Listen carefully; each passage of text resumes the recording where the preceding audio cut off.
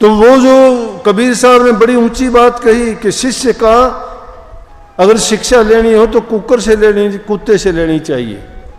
अगर कोई इंसान कुत्ता पाल लेता है तो वो उसके पीछे पीछे रहता है, जहां उसको ले जाता है उसका धनी उसके पीछे पीछे चला जाता है, उसको अगर वापस आता है तो वापस आता है। इसलिए कही कि शिष्य उस कुकर गुरु का और मोतियावा का नाम, कुत्ते को मोती रख लेते हैं ना कई बार नाम, जैसे नौकर का रामू रख लेते हैं, छोटे बच्चे का पप्पू रख लेते हैं एक ही नाम, तो कुत्ते को मोती कहते। कबीर साहब के टाइम में कहते, कबीर साहब ने कही कि शिष्य कुत्ता कुकर गुरु का और मोतियावा का नाम, प्रेम डोर से बंद रहा जित खिते चित जाओ। तो दूर दूर करे तो बाहर है और तू करे तो आओ, कि धमका दे तो बाहर भाज जा और तू करे तो भाज के फिर आ जा पूंजड़ी इलाके ने। शिष्य के लिए बोला है कि शिष्य में ऐसा भाव होना चाहिए गुरु के प्रति कि गुरु जब तुम्हें प्यार से कहता है आओ तो आओ, गुरु जब तुम्हें समझो कोई कटु वचन कहता है तो भाग जाओ, दूर भाग जाओ, लेकिन मन में किसी प्रकार का मलाल ना लाओ, क्योंकि गुरु जानता है कि शिष्य के खोटे कर्मों को, पाप कर्मों को किस प्रकार से हटाया जा सकता है। समझ गए? शिष्य को नहीं पता। अब छोटा बच्चा है, उसको अगर फोड़ा हो जाता है और उसकी माँ डॉक्टर के पास लेके जाती है और डॉक्टर चीरा लगाता है, उसकी माँ कह देगी ना ना मेरे बच्चे को चीरा नहीं लगाएगा, तो आराम नहीं होगा ना उसको। लेकिन डॉक्टर जानता है जब तक चीरा लगा के इसमें जो गंदगी फैली हुई है उसको बाहर नहीं निकालेंगे तो ठीक नहीं होगा, लेकिन माँ उसको लगवा लेती है, उसको पता है। इस प्रकार से गुरु भी अपने शिष्य में देखता है कि इसमें ये कमी आ गई है और उस कमी को दूर करने के लिए उसको कभी कटु वचन बोलता है तो कभी उसको सख्ती से पेश भी आना पड़ता है। लेकिन शिष्य जो पक्का होता है वो सोच लेता है कि गुरु ने मेरा बड़ा हित किया है, गुरु ने मेरा बड़ा हित किया है, मेरे लिए बहुत अच्छा किया है। लेकिन शिष्य तो होते नहीं। जैसे महात्मा जी आए बैठे हैं, याद आ गई मुझे छोटी बात, नानक साहब का सत्संग था, उसमें आगे दुनियादारी की चीज़ों के लालची स्वार्थी लोग बहुत हैं। कोई रोजी रोजगार के लिए आता है, कोई संतान के लिए आता है, तो कोई सुख शांति के लिए आता है, कोई रोग बीमारी की निवृत्ति के लिए आता है। भाई जरूरत है, आदमी को जिस चीज़ की जरूरत होगी जाएगा, मैं ये नहीं कहता ना जाओ, लेकिन जाओ तो कम से कम उन बातों को मान लो। सब रोगों की दवाई हम देने लग रहे कि तुम उस प्रभु की भक्ति किया करो, जो सब चीज़ों का भंडार है उसको जब याद करोगे तुम्हारे दुख दर्द भी दूर करेगा, तुम्हें नौकरी रोजगार भी देगा, तुम्हें जो कष्ट है, बीमारी है, तकलीफ है, उससे भी निजात दिलाएगा, आराम देगा। उसको याद क्यों नहीं करते? सभी काम आप करते हो, एक भी नहीं छोड़ते, लेकिन स्वार्थ होता है वहां तो भागे जाते हैं। लेकिन और जहां तुम्हारा स्वार्थ पूरा नहीं होता वहां से मुख मोड़ लेते हो, रूखे सूखे बन जाते हो। तो इन महात्मा जी की तरह से बैठे थे, संगत आपकी तरह से आई हुई थी। नानक साहब के टाइम की बात है, सत्संग समाप्ति के बाद में कहने लगे महात्मा जी नानक साहब से कि नानक साहब आपकी तो बहुत लोग बड़े प्यारे हैं, कितने सेवक हैं। बोला अरे सेवक कहाँ, सेवक तो थोड़े बहुत ही होंगे। ने बोला नहीं जी देखो कितना प्यार विश्वास है, इतनी श्रद्धा से ही तो लोग बैठते हैं, और कौन आता है कहाँ, बुलाने से भी नहीं आते, और देखो अपने आप आए हैं, कितने शांति से बैठ के सत्संग सुनते हैं ये। बोला चलो भाई देखते हैं। शाम के टाइम सत्संग की छुट्टी करके बोला चलो भाई घूमने चलेंगे। शिष्यों को लेके और चले गए। नदी के किनारे पहुंचे। नदी के किनारे जाने से पहले रास्ते में देखा कि रास्ते में पैसे का उनकी लीला रचती संतों की, पैसे बखेर दिए, कहीं रुपया, कहीं दहली, कहीं अठन्नी, कहीं चवन्नी। लोगों ने देखा फटाफट लग गए चुगने। कुछ लोग तो वहां रह गए, उससे थोड़े आगे गए, थोड़े लोग रह गए।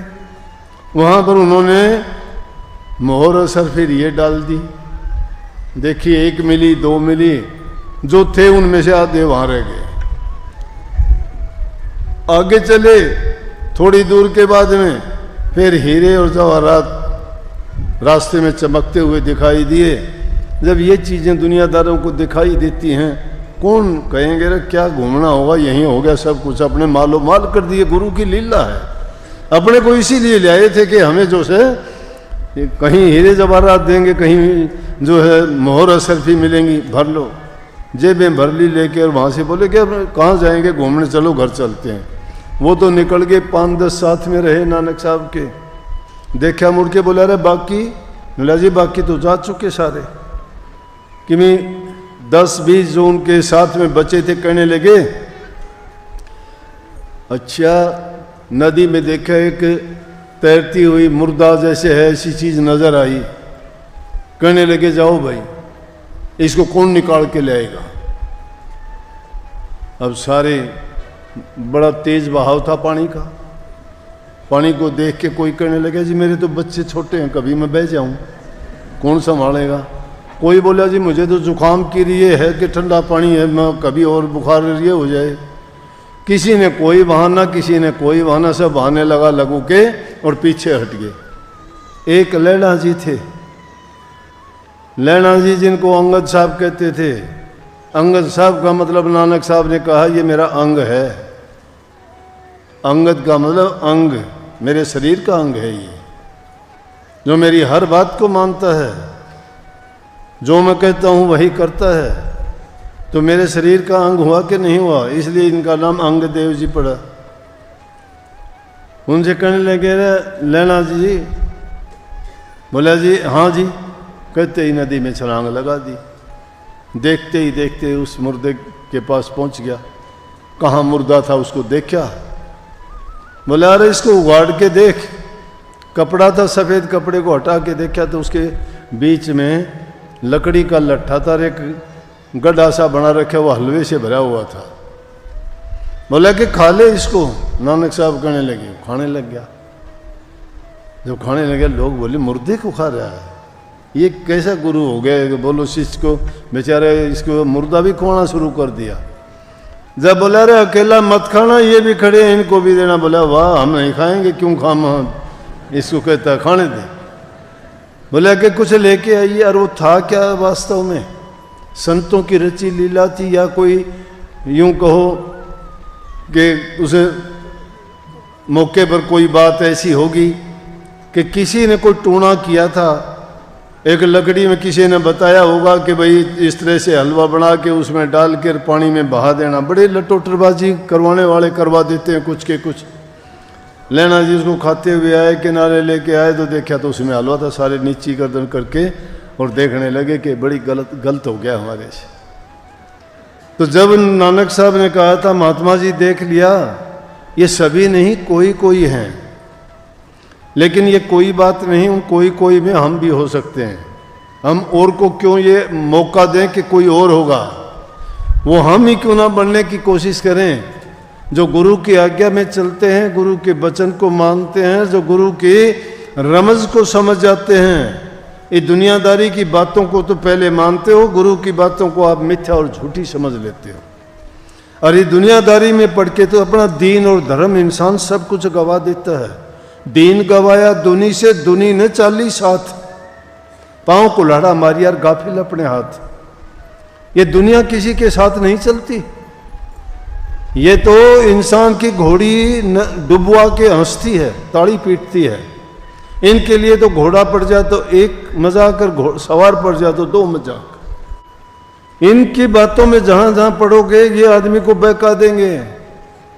कि दुनियादारी की तो ऐसी बातें हैं कि आदमी को हौसला देने की बजाय उसको नीचे गिरा देते हैं। लेकिन संतों के पास जाओगे, उनके द्वारे पर जाओगे, उनके पास तो हमेशा ही आपके नकारात्मक विचारों को निकाल के आपको शक्ति देने वाले वचन सुनाएंगे, जिसके कारण आपकी जो अच्छे विचार हैं वो तो दृढ़ होते चले जाएंगे और आपकी कमजोरियां। एक आदमी को अगर आप रोजाना कहोगे तू बीमार है, तो बीमार है, ना बीमार होगा तो भी बीमार हो जाएगा। एक आदमी को कहोगे नहीं आपको कुछ नहीं है, आप तो हष्ट पुष्ट हो, बड़े अच्छे हो। और जैसे सत्संगी मुझे कह देते हैं कई बार, मैं कहता हूँ ले भाई अब तो बूढ़ा हो गया, नहीं बोले आप तो जवानों से भी अच्छे हो। माँ देखो मेरा मुझे पता है, ये देखने से कहते हैं। लेकिन कभी भी किसी को हीन भावना, छोटे विचार, दुर्बल विचार ना दीजिए। चाहे वो बीमार है तो उसको कहना कि नहीं आप निरोग हो, आप स्वस्थ हो, आप अच्छे हो, अच्छा हो जाएगा। आदमी के कहने से विचारों को शक्ति मिलती है। शक्ति हमेशा हमारे मन में होती है। जिसके विचार बलवान होते हैं वो हर चीज को विजय कर लेता है। भक्ति का भी यही है। भक्ति में जब तुम लगोगे, कई शिकायत करते हो जी नाम का सुमरण नहीं होता, मैं ज़्यादा बैठ नहीं पाता, ये मेरा मन विचलित हो जाता है, मुझे ये उल्टे सीधे ख्याल आने शुरू हो जाते। सबको आते हैं, आपको ही नहीं सबको आते, हमें भी आते हैं। इतने लोगों से संपर्क है, कोई दुख दर्द की, कोई पीड़ा की, कोई बीमारी की, कोई कैसे कैसे लोगों से मिलना होता है। मुझे तो याद आती है, इनकी बातें याद आती हैं। जब किसी का दुख दर्द देखता हूँ, उनका रोना देखता हूँ, मेरे दिल में आती है ये बात। तो आप कैसे बचोगे? आपको जरूर आएंगी। जो हमारे साथ घटित विचार होते हैं, हालात होते हैं, परिस्थितियाँ होती हैं, उनको देखते हैं। जब एकांत में आप नाम के लिए एकाग्रचित होके प्रभु की भक्ति की ओर मन को लगाओगे तो वो घटनाएं आपके सामने एक एक करके आएंगी। लेकिन यहाँ गुरु की जरूरत पड़ती है। उस टाइम पे गुरु को याद कीजिए कि गुरु ने क्या कही थी। गुरु क्या कहता है कि लगे रहो, टिके रहो, डामाडोल ना हो। जिस काम के लिए लगे हो, ये समय हमारा उस चीज के लिए है। ऐसे उठने वाली जो विचार हैं, जो ख्यालात हैं, जो गुनावन हैं, इनको गुनावन कहते हैं। जो हमें भक्ति के अलावा दूसरे विचार जब आते हैं, ऐसे में उनको गुनावन कहते हैं। तो उनको छोड़ दीजिए, उनको भूल जाया करो। उस टाइम पे सब कुछ भूल जाया करो। मैं कहता हूं जब तुम नाम के सुमरण के लिए और जब ध्यान करने के लिए बैठते हो तो लक्ष्य तुम्हारा एक ही होना चाहिए। दूसरी चीज को फटकने भी ना दो। दरवाजे बंद कर दो, बाहर के अंदर के दरवाजे खोल के सिर्फ अपनी हिये में गुरु की मूर्ति में ध्यान जमा के नाम का सुमरण एकाग्रचित होके किया करो। वो दीपक, वो स्वयं प्रकाश और वो अंतर का तुम्हारा नूरी रूप, नूरी गुरु तुम्हारे अंदर में बैठा आपको मिलेगा। कोई रोक नहीं सकता। वो बाहर नहीं है, अंदर में है। अंदर का बाहर का जो भटकाव है, ये तो सिर्फ हमें दुनियादारी की चीजों के लिए ही लेके जाएगा। ख्याल जब ऐसे आते हैं तो बार बार आएंगे, बार बार उनको छोड़ते चलो। इस प्रकार से 2 4 5 बार करोगे तो अपने आप ही मन हट जाएगा उन चीज़ों से, आदत बन जाएगी आपकी। करते करते आपके जब ख्याल पक्के हो जाएंगे, नाम का सुमरण हो जाएगा। अभी एक माई आई थी, वो कहने लगी मैंने नाम तो बाबा जी से लिया था। बाबा जी बाबा चरण सिंह को कहती है वो, व्यास से। बोला नाम तो मैंने बाबा जी से लिया था और पहले मुझे दर्शन हुआ करते थे, अब नहीं होते। अब नहीं होते का दर्शन ना होने का मतलब क्या है? अपनी कमी को ढूंढिए। कि जब ऐसी कोई बात होती है तो यूं सोचा करो कि मेरे से कुछ ना कुछ गलत हो गया, इसलिए मेरी इस चीज़ में कमी आई है। अरे हर चीज़ आगे बढ़ती है दुनिया में, पीछे कोई नहीं हटता। और जब कोई चीज़ पीछे हटती है तो समझो कोई ना कोई कमी आई है। तुम्हारी सोच में कमी आई है, तुम्हारे ख्यालात में कमी आई है, तुम्हारे बिरह और प्यार में कमी आई है, या तुम्हारी श्रद्धा में कमी आई है, या तुम्हारी संगति में कमी आई है। ये चीज़ें भक्ति को बनाने वाली हैं। आदमी का खान पान एकदम शुद्ध और पवित्र होना चाहिए। नंबर 2, आदमी की बैठक सत्संगियों में होनी चाहिए, गुरु भक्तों में होनी चाहिए। जहाँ गुरु की महिमा, नाम की महिमा, प्रभु का गुणगान हो, उन लोगों में बैठोगे, तुम्हारे विचारों को शक्ति मिलेगी। भक्ति की बातें, दूसरी बात अगर करते हो संसारियों में जाओगे, वो अपने ही मन की बात करेंगे।